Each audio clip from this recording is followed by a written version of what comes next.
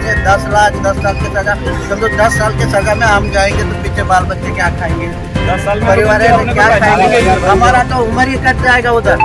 ये लोग का जवाबदारी कौन लेगा?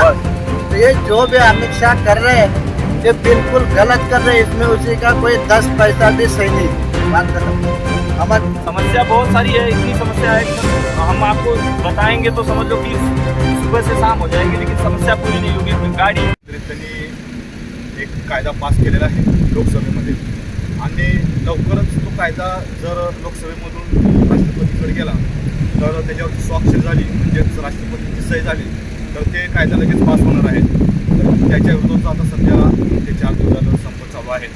त्या संदर्भातच आपण आज जे काही आपले ड्रायव्हर बंधू आहेत त्यांच्याशी आपण त्यांच्या समस्या आणि त्यांना काय वाटतं कायद्याविषयी तर आपण त्यांची थोडं मुलाखत घेणार आहोत आणि त्यांच्या समस्या मांडून घेणार आहोत।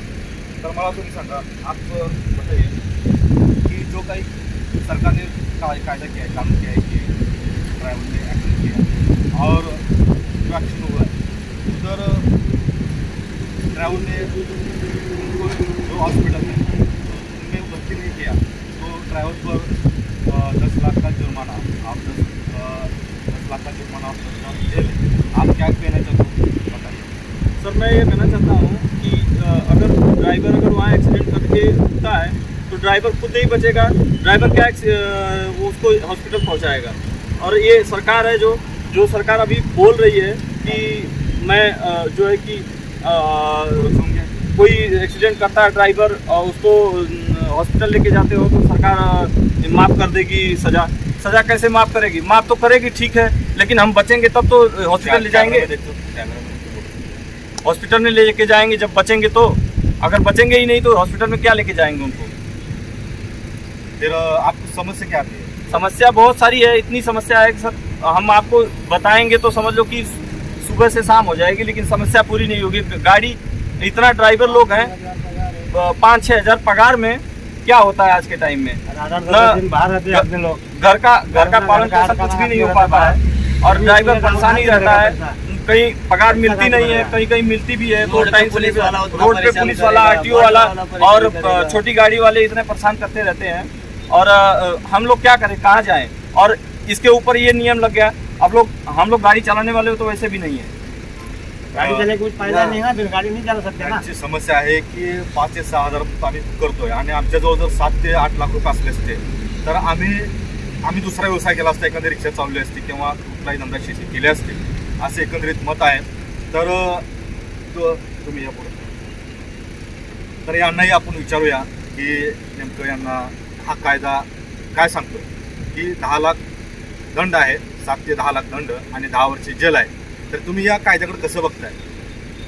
ही कायदा निव्वळ गैरसोयीचा कायदा आहे, काहीच कामाचा नाही असं माझं म्हणणं आहे। की रोडवर ड्रायव्हर चालतंय म्हणजे कसा चालतंय ती त्याचा आपण जरा विचार जर केला तर लय अवघड आहे। ड्रायव्हरला काय मला सांगा, 6 हजार पगार आहे, टायमाला जेवण नाही, 24 तास ड्युटी आहे आणि त्याच्यातून 10 लाख रुपये भरायचे, 10 वर्षी जेल काढायची म्हणल्यास काय उरणार आहे? काय आम्ही जेलमध्ये गेल्यावर आम्ही जरी जेलमध्ये गेल्यावर आमच्या पर्पज कसं व्हायला पाहिजे हे शासनाला कळायला पाहिजे। आम्ही स्वतः हे चालणार आहे पुढं आमचं कसं व्हायचं? आमचे लहान लहान लेकरं असते, काय बी करतो आम्ही, जोपर्यंत घरी येत नाही तोपर्यंत आमच्या घरच्यांनी वाट बघत असते। हे असं आमचं तत्व आहे की आम्हाला नको, पुरा होत नाही संसार आमचा, आम्हाला चालत नाही, हे नियम नाही पाहिजे। लेकरबाळ आमच्या पुरा लेकरबाळा पुरा होत नाही, तर या गोष्टीला आम्ही 10 लाख रुपये दंड कुठलं भरणार आहे? या इकडे या। 10 लाख रुपये दंड भरून मग ते जर 10 लाख रुपये आम्ही कामाला 10 लाख रुपये जर असले तर आम्ही पाव खाऊन कामाला असतो ना, कामाला यायची गरज नव्हती आमची, 10 लाख रुपये आमच्याकडे असतो। तर असे एकंदरीत या ड्रायव्हर बंधूंची सर्वांची समस्या आहे। तर याच्यापैकी कोण बोलणार आहे का पुढं? सारे ड्राइवर एक है आता आप क्या कहना चाहते हो कि मेरा कहना ये है कि ये ड्राइविंग में कोई अभी जात पात का तो सवाल ही नहीं, लेकिन जो अमित शाह ने ये कायदा बनाया तो वो गलत हिसाब से बनाया। क्यों? तो अगर 10 लाख रुपये कोई ड्राइवर के पास है तो बेंचो कोई भी चाय की टपरी खोल के बैठेगा, खेती करेगा, कुछ भी करेगा। यहाँ 1 लाख रुपया नजदीक रखना मुश्किल है। जब ड्यूटी 24 घंटा करता है तो साल भर में 1 लाख रुपया सिलक रहना उसके पास मुश्किल है। वो भी खा पी के पूरा लेवली होता है, कुछ बचता नहीं। अगर से 10 लाख 10 साल की सजा, समझो 10 साल के सजा में हम जाएंगे तो पीछे बाल बच्चे क्या खाएंगे, 10 साल में परिवार तो में क्या खाएंगे, हमारा तो उम्र ही कट जाएगा उधर। ऐसा बोलो तो ये लोग का जवाबदारी कौन लेगा? तो ये जो भी अमित शाह कर रहे हैं ये बिल्कुल गलत कर रहे हैं, इसमें उसी का कोई 10 पैसा भी सही नहीं। बात खत्म, हमारे को ज्यादा बोलना नहीं। ये कायदा लागू होगा तो गाड़ी कोई भी ड्राइवर नहीं चलाएगा, गाड़ी जाके वहाँ खड़ा रहेगा जगह पे। बस ये हमारा सबका कहना है, इतना ही है बस।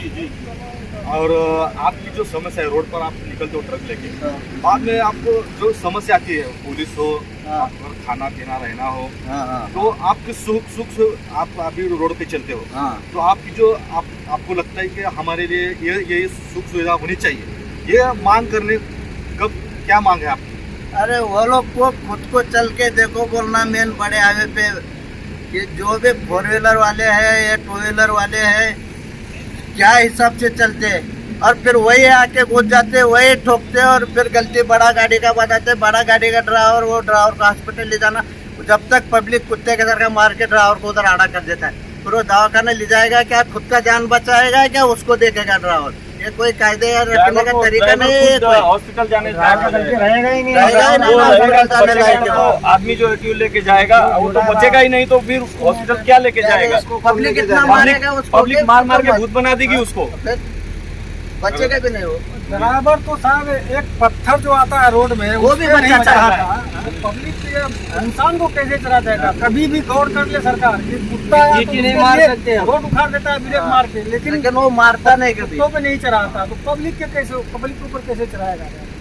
अब वो देखते नहीं, गलती उसका रहता है, आके चढ़ जाता है, घुस जाता है। ड्राइवर को बचाना, एक तो गाड़ी लोड रहता है 45-50 टन होता है सब मिला के, गाड़ी का वजन लेके, वो मटेरियल का वजन लेके कम से कम 45-50 टन वजन रहता है। ये 4 व्हीलर वाला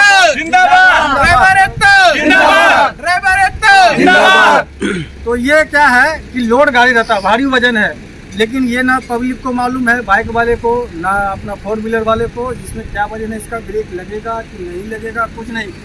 लेफ्ट से आया लेफ्ट से घुस गया, राइट से आया राइट से घुस गया, मोटरसाइकिल हो चाहे हो, उसमें ड्राइवर को बचाना उसको मुश्किल हो जाता है।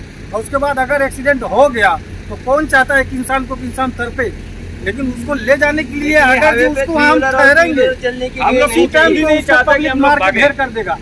ये तो देखता नहीं है, कभी इससे हो गया गलती, इसका गलती है तो उसका गलती हो नहीं जाएगा कोई, बस उसको मार के ही खत्म, गाड़ी में आग लगा देता है। ये सब पब्लिक का है, ये सब सिस्टम, ये कानून नहीं चलने वाला है।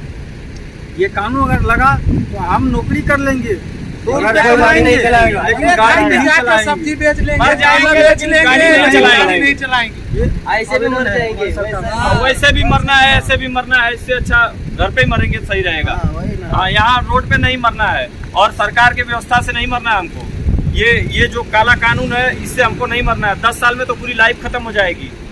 घर वाले भी नहीं पहचानने से इनकार कर देंगे कि नहीं रोटी खाएंगे, गाड़ी नहीं चलाएंगे। ये कायदा बिल्कुल सही नहीं। अमित शाह को पता चलेगा हम नहीं चाहते कि ये कायदा, मैं ये कहता हूँ जो कानून लगाता है, जो कानून लगा रहा है अमित शाह जी, जो कानून लगा रहे हैं, वो एक दिन आके स्टीयरिंग पे बैठ के देखे क्या तकलीफ है, क्या तकलीफ होती है ड्राइवर को, और कितने तमाम तरीके की तकलीफ होती है। ड्राइवर नहीं बोलता है, और उसको तनख्वाह कितनी मिलती है, घर कैसे चलाता है।